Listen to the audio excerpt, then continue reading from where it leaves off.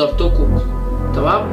انتوا عمالين تهجموا على البيت بتاعنا وتحطوا صور وتبعتوا لنا في رسايل وفي رسايل. طب ايه؟ طب الحكايه دي هتفضل مطوله لحد امتى؟ احنا ايه؟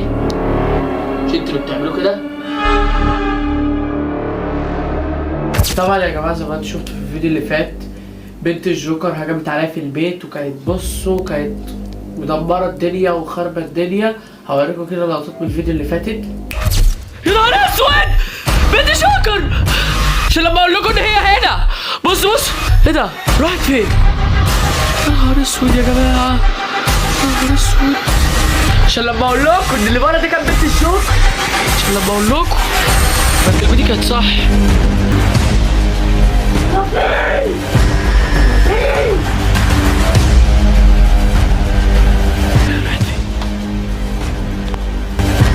يا رب يا رب يا نهار اسود يا رب يا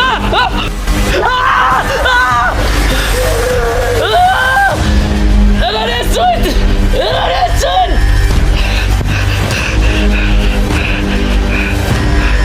زي ما انتوا شفتوا يا جدعان اللي حصل، فانا مش عارف الحاجه دي هتوصل معانا لحد فين، وانا تعبت بصراحه والله.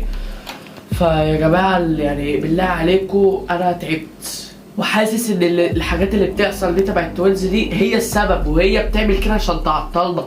يعني انا حاسس مش دول التوينز اصلا اللي بيعملوا كده، فانا حاسس ان مش التوينز هم اللي بيعملوا كده، ولا هي بطه؟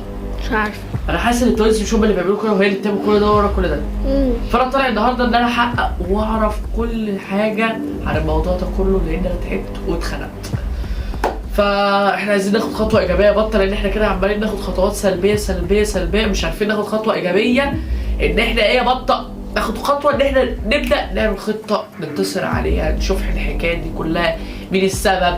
انا ما اعرفش، بس ليه ده يعني التوينز هيعملوا كده؟ مش عارف. الكتاب بسبب الكنوز، كل الحوار ده كله بسبب الكنوز المفقودة. كل الحوار ده كله بسبب الاثار اللي عمالين يدوروا عليها. فانا يا جدعان مش عارف، وانتوا مش راضيين تكتبوا لي حل في الكومنتات، انا مش عارف ليه. وتاثيركم انتوا مقصرين معايا الفتره اللي فاتت، لا راضيين تعملوا لايك ولا اشتراك. فيا جماعه اللي يقدر يساعدني براحتكم يا جماعه، انا مش طالب يعني اعملوا معايا حركه جدعانه، اللايك والاشتراك بتاعكم هيفرق معايا انا. ده ضغطة زرار يا جدعان، ده مش حاجه. فيا جماعه بالله عليكم كله ينزل دلوقتي يعمل لايك واشتراك وفعلوا زر الجرس عشان اي فيديو ينزلها لكم يوصلكم كله جديد. فانا مش عارف نبدا بايه انا مش عارف نعمل ايه. ايه الخطه اللي تيجي في بالنا؟ مش عارف.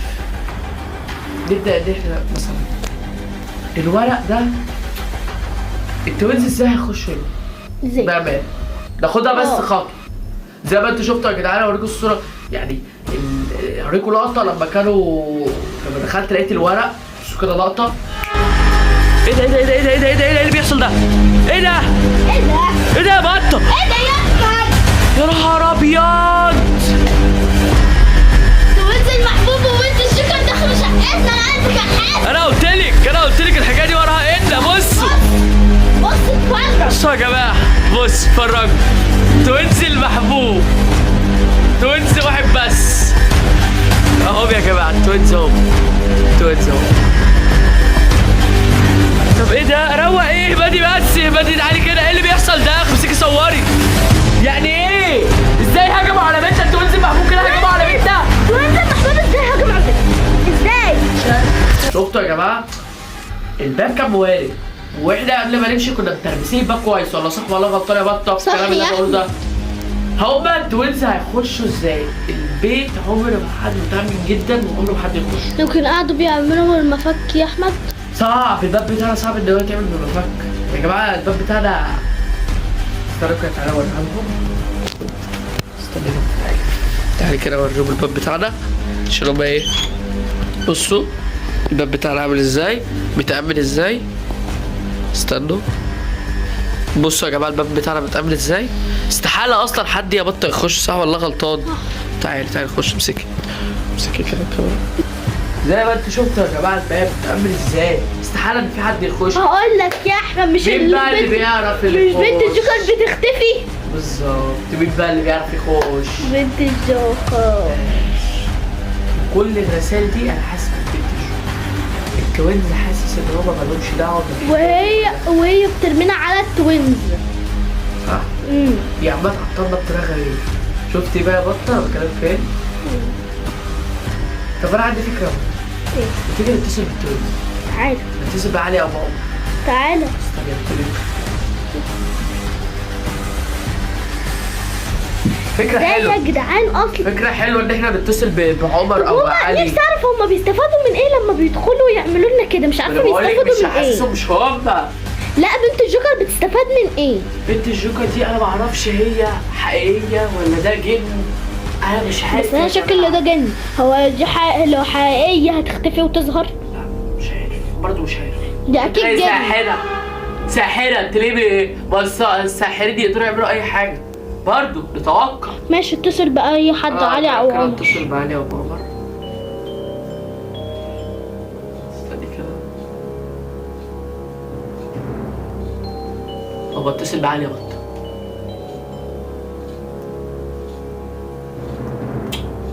مفهوم. طب اتصل بعمر كده. استنى اجرب علي تاني. استنى اجرب علي تاني.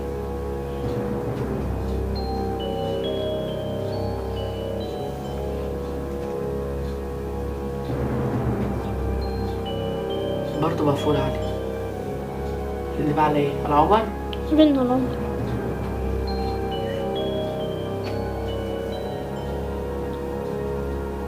جرس.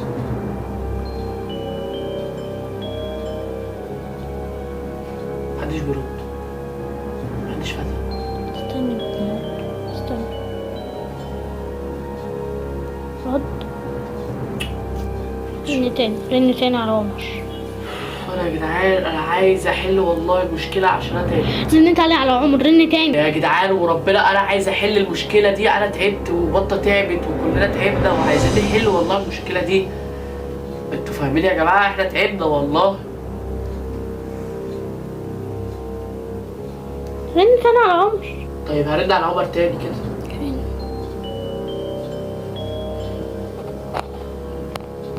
جرس برضه. ما كان جرس يا احمد ما بيردش. ان شاء الله. الو ازيك يا عمر عامل ايه؟ انا الحمد لله. انت عامل ايه؟ ازاي علي عامل ايه؟ ايه التليفون مقفول يعني؟ فاصل؟ كنت عايز بس اكلمك بس في الحوار اللي ماشي والدنيا اللي ماشيه دي عشان مش فاهم اي حاجه. افهمك الحوار. طبعا انت شكلك ما بتشوفش الفيديوهات ولا مش متابع ولا معرفش. انت حكايه الاثار ولما انا كلمتكم حذرتكم تمام؟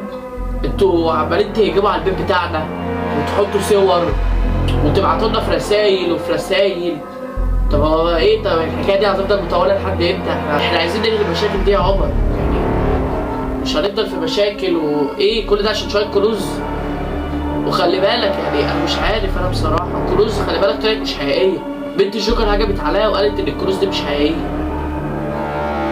ازاي يعني حقيقيه؟ ازاي بتقول لك ان الفلوس بتاع اللي انتوا اللي هي اتبعتت لكم والكنوز اللي انتوا لقيتوها كلها مش حقيقيه؟ انا مش عارف بقى والله يا عمر. انت شوفوا بقى. بس انا عايز ننهي المشاكل دي.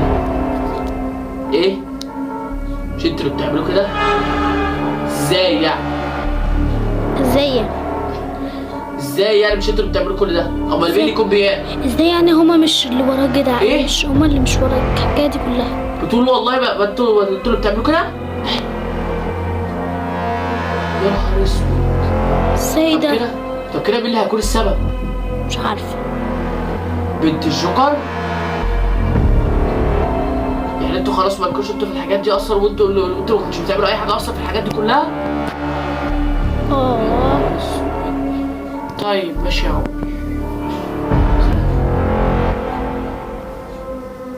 يعني ايه يا بطه؟ مش عارفه. ده ازاي يعني؟ كده؟ يعني بنت الجوكر يعني توينز اصلا مش سبب المشاكل دي كلها؟ يبقى كده بقى مين اللي ورا المشاكل دي كلها؟ بنت الجوكر. بقى يا بنت الجوكر انت اللي ورا المشاكل دي كلها وملبساك وانزل وعايزه توقعينا في مشاكل احنا وانت وانزل محبوب. طيب يا بنت الجوكر انت كده فتحت على نفسك حرب، وقسما بالله يا بنت الجوكر نهايتك قربت وموتك هيبقى على ايدي باذن الله. انتظروا الفيديو الجاي شوفوا ايه اللي هيحصل.